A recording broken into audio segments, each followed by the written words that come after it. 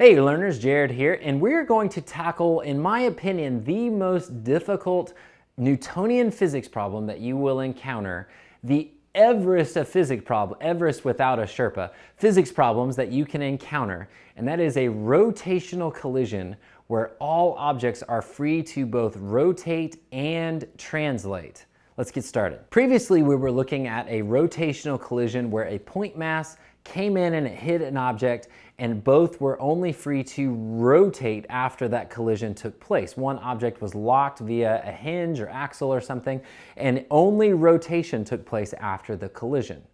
In that example, only rotational momentum was being conserved. In this case, the hinge or axle was gone, and the object that is being hit is now free to both rotate and translate. What's nice about this type of problem is translational momentum, which is what you've done before, is still going to be conserved in this setup. Whatever translational momentum you have before, you're going to have that same amount of translational momentum after. Now, the object that is doing the rotating, we are going to look at the translation of that object through its center of mass. The center of mass for any rotating object doesn't actually rotate, it only translates. That's why if you have a point mass hit the center of mass of an object, no rotation will take place. It will just hit, collide, and the two will translate away from each other.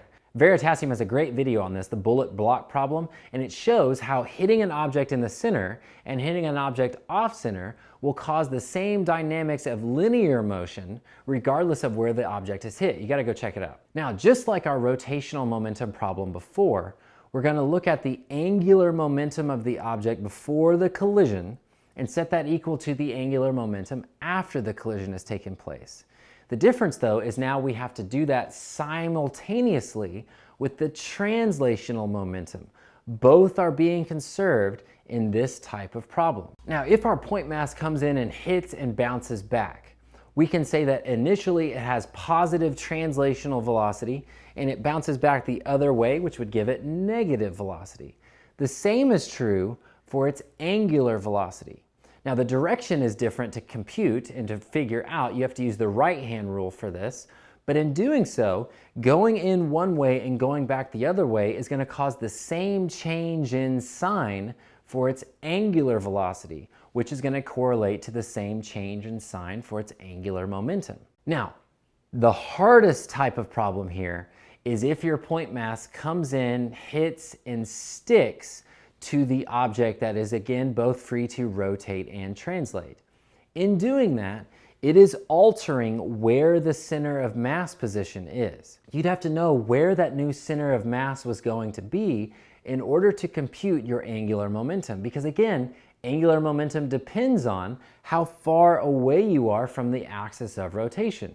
And the axis of rotation is the center of mass for the object. If you hit and stick, you've altered that position and you're going to change where that axis of rotation is going to be. So you'll need to calculate that before you go on any further in your problem. To go about solving a problem like this, again, you have to look at what are you given and what can you calculate with that given information. With this particular problem, you have to keep in mind that rotational momentum is going to be conserved along with your translational momentum. If you keep those things conserved, you literally can't go wrong. Thank you guys so much for watching. I hope that gets you started in the right direction on, in my opinion, the hardest type of Newtonian physics problems that you'll encounter. I hope to see you back here again soon, and as always, keep learning.